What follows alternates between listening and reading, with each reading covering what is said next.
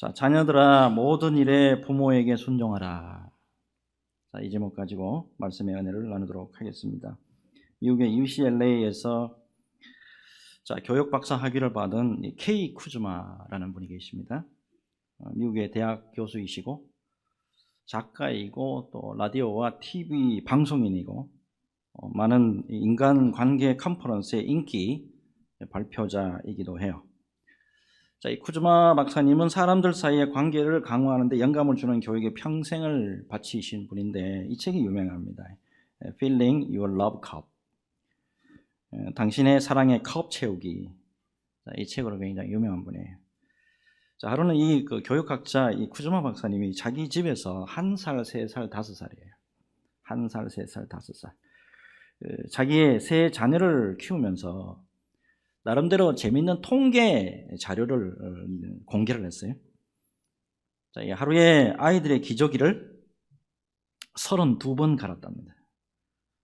아이들의 입에 숟가락을 71번 대줬고, 화장실 변기에서 노는 아이들을 13번 밖으로 끌어냈고, 우는 아이들의 눈물을 49번이나 손수건으로 닦아줬다 그래요.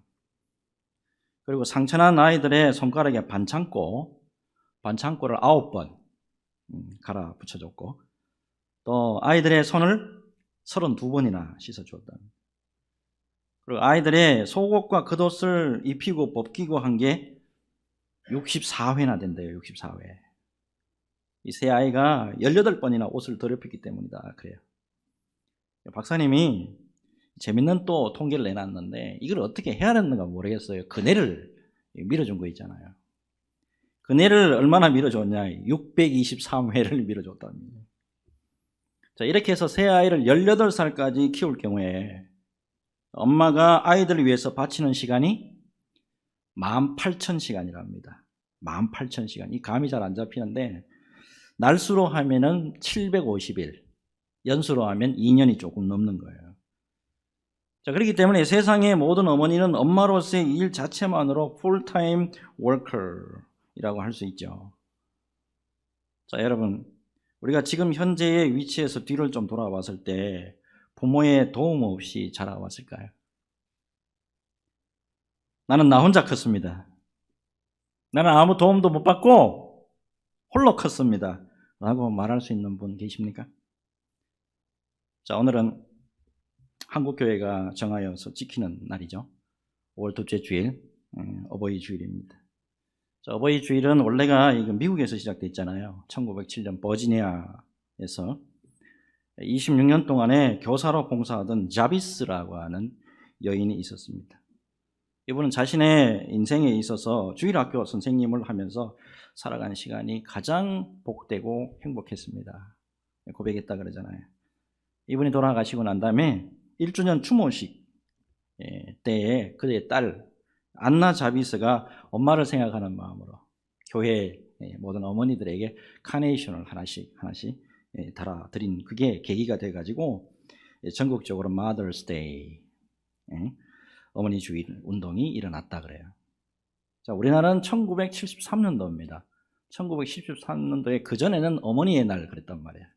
그러다 이게 이제 바뀌죠. 이제 어버이 주일로 이제 변경이 됐고, 자, 어버이의 은혜와 사랑을 생각하면서 하나님의 말씀대로 효를 다하는 삶이 되기를 다짐하는 귀한 주일로 지키게 됐습니다.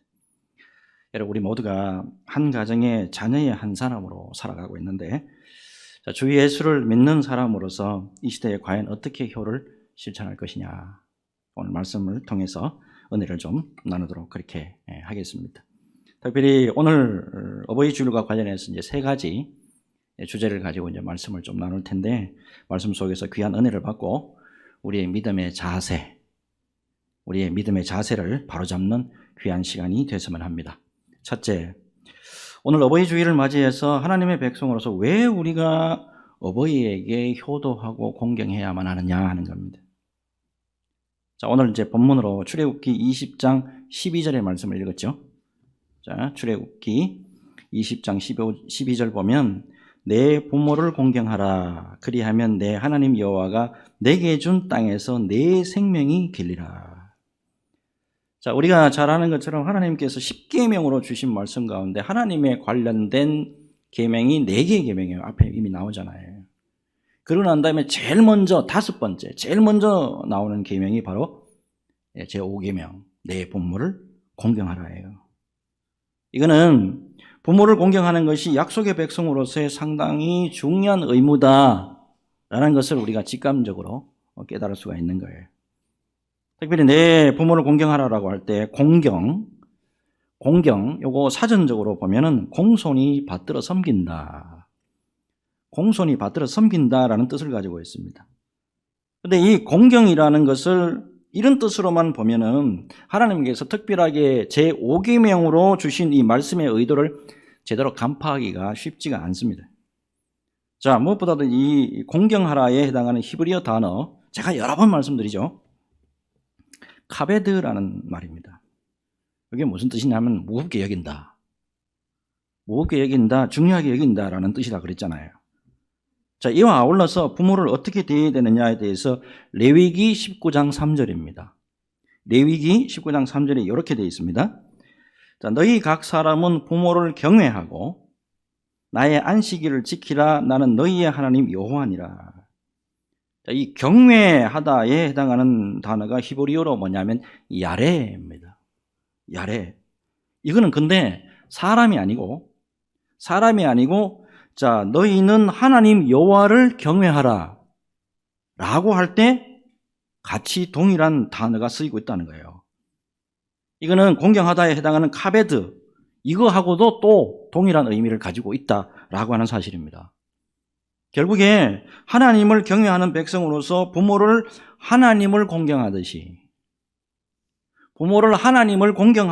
해야 한다라고 지금 말씀하고 있는 거예요. 자, 그렇기 때문에 성경 말씀을 잘 보시면 부모를 공경하고 존중하지 않을 때 아주 하나님이 엄격하게 말씀하고 계신다라는 것을 알 수가 있습니다. 자, 특별히 출애굽기 21장 17절, 자기의 아버지나 어머니를 저주하는 자는 반드시 죽일지니라 그랬습니다. 자, 아울러서 신명기 27장 16절, 그의 부모를 경홀히 여기는 자는 저주를 받을 것이라 할 것이요 모든 백성은 아멘 할지니라. 현대를 사는 우리들에게는 아주 이게 굉장히 좀 엄격하게 들리는 말씀이에요. 자, 무엇보다도 여기서 저주하다, 여기에 동사가 히브리어로 뭐냐면 칼날입니다. 칼날. 요거 어떻게 기억하면 좋으냐면 칼날같이 저주한다. 이렇게 이해하시면 좀 좋을 것 같아요. 근데 특별히 이거는 가볍게 여긴다라는 뜻도 있습니다. 앞에 카베드, 무겁게 여긴다 하고 아주 정확하게 반대되는 말씀이 바로 이 말씀이라는 거예요. 부모를 가볍게 여길 때 얼마나 하나님께서 싫어하시느냐, 말씀으로 지금 하고 계시는 것을 볼 수가 있습니다. 요즘 TV 방송국 보면 금쪽 같은 내 새끼라는 프로그램을 방영하고 있는 거 여러분 잘 아시죠? 이 프로그램을 가끔씩 보다 보면 정말이지 경악할 정도의 장면들이 거의 언컷, 무삭제로 나오던데요. 우리나라 저출산과 관련한 어느 단체는 이 프로그램 결혼과 출산에 아주 부정적인 영향을 줄 수 있으니까 방영을 말아주십시오. 여기까지 나온 프로그램이에요. 과연 오늘날 우리나라의 교육이 어디에 와 있느냐, 이걸 우리가 잘 알 수가 있고, 무엇보다도 교회가 어떻게 후손들에게 부모 공경에 대해서 가르쳐야 되느냐, 참 깊은 사명감마저 느끼게 합니다. 자, 이와 관련해서 하르트무트 폰 헨티라는 분이 나는 주 너희의 하나님이다라는 책에서 좀 어려운 말인데 이런 말을 쓰고 있어요. 잘 한번 보세요. 부모를 공경한다는 것은 곧 그들이 쇠약해지고 잘못을 저지르고 우리를 오해하고 심지어는 불법을 행했다 하더라도 그들을 존경한다는 것을 의미한다. 자녀들은 우리가 부모에게 하는 태도를 보고 이런 관계의 가능성, 정당성, 진리가 무엇인지 배우게 된다. 만일 우리 자녀들이 이런 근본적인 경험을 하게 된다면 그들은 부모인 우리를 공경할 수 있을 것이며 그들과 거의 이해관계가 없는 다른 사람들까지도, 예를 들어서 형제, 자매든지 친구든지 가장 가까운 사람이든지 가장 먼 사람이든지 언제나 친절하게 대하게 될 것이다. 공감이 되시나요? 임길택이라는 분이요, 탄광마을에서 교사로 지냈습니다. 근데 그곳의 아픔을 나지막한 소리로 담아내는 책이 하나 있어요. 이 탄광마을의 특징 때문일까요? 보면 동시집이거든요. 동시집인데 탄광마을 아이들 동시집인데 아버지에 대한 글이 굉장히 많아요. 아버지. 자, 아버지의 왼쪽 네 손가락. 아버지의 왼쪽 네 손가락. 엄지 손가락만 빼고는 모두 잘라냈다. 그 손으로도 아버지는 나를 업어주셨고 내 팽이를 깎아주셨고 하루도 빠짐없이 탄광 일을 나가신다. 오늘은 축구를 하다가 넘어져 오른쪽 얼굴을 깠지만 나는 울지 않았다. 잘려나간 아버지의 손가락 생각을 하며 쓰린 걸 꾹 참았다. 이제 나는 울지 않는다. 이제 나는이라고 하는 동시예요. 하나 더 볼게요. 아버지 사진만으로는 우리 집이 채워지질 않아요. 병으로 누워 계실 때만 해도 아버지가 우리 집을 꽉 채우고 있는 줄은 미처 몰랐어요. 그러나 지금 아버지 사진만으로는 우리 집이 채워지질 않아요. 다른 친구들은 모를 커다란 구멍이 우리 집에 있어요. 식구들 가슴마다 있어요. 아버지 사진이라고 하는 동시입니다. 어디 탄광뿐일까요? 김현성 시인이라는 분이 이런 말을 했어요. 아버지가 마시는 잔에는 눈물이 반이다. 가족을 위해서 버거운 짐을 짐이라고 여기지 않고 묵묵히 살아오신 우리 아버지께 고마운 마음을 전하는 것은 마땅하다라고 해야 할 거예요. 무엇으로도 채울 수 없는 구멍이 남기 전에 말이죠. 여러분, 무엇보다도 오늘 말씀에서 우리가 꼭 기억해야 될 게 있습니다. 당신의 자녀들을 위해서 하나밖에 없는 외아들을 아낌없이 십자가에 내어놓으신 하늘 아버지, 우리 하나님 아버지의 사랑을 우리가 잊지 말아야 한다라고 하는 사실입니다. 로마서 5장 6절에서 8절 말씀이죠. 로마서 5장 6절에서 8절 보면 우리가 아직 연약할 때의 기약대로 그리스도께서 경건하지 않은 자를 위하여 죽으셨도다. 의인을 위하여 죽는 자가 쉽지 않고 선인을 위하여 용감히 죽는 자가 혹 있거니와 우리가 아직 죄인 되었을 때에 그리스도께서 우리를 위하여 죽으심으로 하나님께서 우리에 대한 자기의 사랑을 확증하셨느니라. 여러분, 어버이 주일을 맞이해서 땅의 어버이 그리고 하늘 아버지의 사랑 동시에 같이 깊이 새기고 주님 앞에 감사와 영광을 올려드리는 저와 여러분들이 되었으면 하는 마음 간절합니다. 이 은혜로 언제나 견고하게 세워지는 우리 수원소망교회 성도들 다 되시기를 예수 그리스도 이름으로 축복합니다. 다음 주제 말씀 넘어가겠는데 또 하나의 본문이 있죠. 자, 골로새서 3장 20절 우리 같이 읽겠습니다. 같이 읽습니다. 시작. 자녀들아, 모든 일에 부모에게 순종하라. 이는 주 안에서 기쁘게 하는 것이니라. 아멘. 자, 이거를 영어 성경이죠. NIV 버전으로 보면 Children, obey your parents in everything, for this pleased the Lord. 이렇게 되어 있습니다. 무슨 뜻이냐면 부모에게 순종하는 것이 우리 주님의 기쁨이 된다라고 하는 겁니다. 특별히 여기서 순종하라 나왔죠. 순종하라. 헬라가 뭐냐면 휘파코어입니다. 휘파코어. 이거는 놀랍게도 경청한다라는 뜻이 포함되어 있습니다. 경청한다. 특별히 이 말씀은 에베소서 6장 1절과 3절 요거 연결해서 같이 봐야 되거든요. 자, 에베소서 6장 1절에서 3절 같이 읽습니다. 시작. 자녀들아, 주 안에서 너희 부모에게 순종하라. 이것이 옳으니라. 내 아버지와 어머니를 공경하라. 이것은 약속이 있는 첫 계명이니 이로써 내가 잘 되고 땅에서 장수하리라. 아멘. 자, 부모를 공경하는 것에는, 부모를 공경한다는 의미는 뭡니까? 주 안에서 부모의 말씀, 주 안에서 부모의 말씀을 잘 듣는 것, 잘 경청하는 것까지도 포함된다라는 것을 알 수가 있습니다. 이게 또한 주님의 기쁨이 된다라고 하는 사실입니다. 이런 무엇보다도 성경 말씀 가운데 하나님이신 예수님이 어떻게 부모를 대했냐, 이거 절대로 우리가 잊으면 안 됩니다. 누가복음 2장 41절 말씀이죠. 자, 예수님의 12살 시절 6월절에 있었던 말씀이 나오잖아요. 자, 6월절을 마치고 예수님이 예루살렘에서 그대로 남아 계셨는데 부모들이 알지 못하잖아요. 부모가 예루살렘으로 다시 가가지고 예수님을 찾아서 데리고 오신 말씀 여러분 잘 아실 거예요. 자, 그 후에 예수님의 모습을, 자, 성경이 어떻게 기록하고 있냐? 누가복음 2장 51절입니다. 예수께서 함께 내려가사 나사렛 넷제르에 이르러 순종하여 받드시더라. 그 어머니는 이 모든 말을 마음에 두니라. 순종하여 받드시더라. 하나님이 직접 말씀하시고 이렇게 말씀으로 오신 하나님이잖아요. 말씀으로 오신 그 하나님 자신이 바로 순종하는 모습을 우리 모든 사람들에게 보여주고 계신다라고 하는 사실입니다.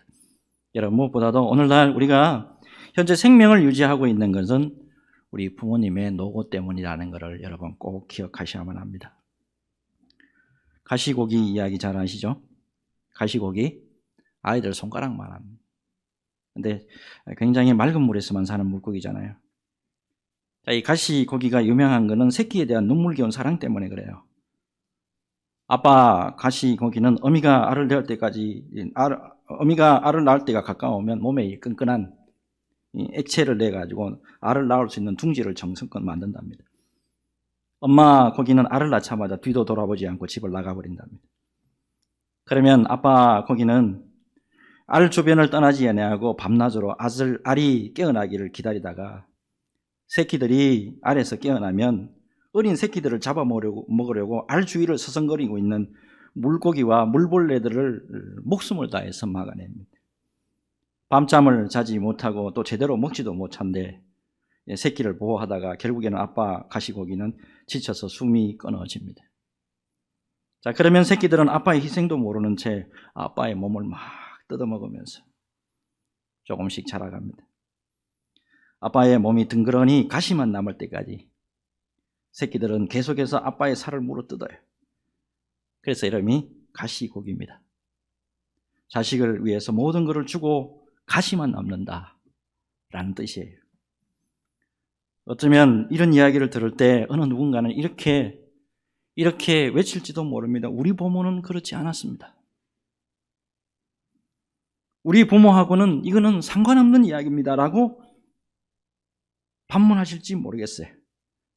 그러나 여러분, 그것은 부모의 은혜와 사랑을 알지 못하기 때문에 그래요. 부모님들이 자식들에게 베푼 사랑과 은혜는 알지 못하는 것이 훨씬 더 많고 기억하지 못하는 것이 기억하는 것보다 훨씬 더 많아요.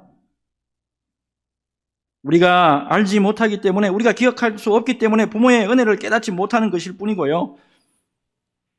부모님의 은혜와 사랑은 우리 모두에게도 지금도 여전히 미치고 있다라고 하는 사실입니다. 나의 나된 것은 다 하나님의 은혜 맞습니다. 나의 나된 것은 다 하나님의 은혜 맞습니다. 한 가지 더 말씀드린다면 나의 나된 것은 또한 부모님의 은혜가 있었기 때문이다 라고 하는 사실입니다. 여러분, 두렵고 떨리는 마음으로 하나님의 말씀에 순종할 때 내 하나님 여호와가 내게 준 땅에서 내 생명이 길리라 말씀대로 귀한 축복을 우리가 누릴 수 있을 줄로 믿습니다. 예수 안에서 이 귀한 은혜가 넘치시기를 예수 그리스도의 이름으로 축복합니다. 자, 마지막으로 무엇보다도 예수 그리스도를 믿는 사람들이 하나님 아버지의 마음을 깊이 헤아리고 내 부모를 주 안에서 공경하라고 하는 이 말씀에 기꺼이 순종하는 저와 여러분들이 되었으면 합니다. 여러분, 제가 자주 말씀드리잖아요. 무엇보다도 우리의 부모님들이 있잖아요. 우리의 부모님들 절대 우리를 영원토록 기다려 주실 수 없다는 것을, 이걸 절대 잊으시면 안 돼요. 휴가 때가 돼가면 거의 저는 고향교회, 그리고 고향집에 갑니다. 특히 제가 고향집에 가잖아요. 그럼 지금이라도 돌아가신 우리 아버지가 출타하셨다가 문을 열고 들어오시는 것 같아요. 아버지가 회를 참 좋아하셨습니다. 실컷 회 드시라고 회를 사드리고 싶은데 아버지가 안 계세요. 우리 아버지는 참 특이한 분입니다. 사시사철 구두가 달라요. 봄 구두, 여름 구두, 가을 구두, 겨울 구두, 구두가 다 달라. 여름에는 백구두만 신으셔. 백구두 사드리고 싶은데 아버지가 안 기다렸단 말이에요. 여러분, 이제 동영상 하나 볼 건데요. 가정의 소중함, 부모의 소중함 깊이 헤아리시고 주 안에서 우리 부모에게 효를 잘 감당하는 저와 여러분 되셨으면 합니다. 동영상 보겠습니다. 부모님 앞에 어떤 식으로라도 표현해 보는 건 어떻습니까? 아버지, 어머니 사랑하고 진심으로 존경하고 축복합니다. 부모님이 살아계실 때 우리의 사랑을 고백해보는, 부모님의 사랑 앞에 진심으로 감사합니다 고백해보는 저와 여러분 모두가 되시기를 예수 그리스도 이름으로 축복합니다. 기도하겠습니다.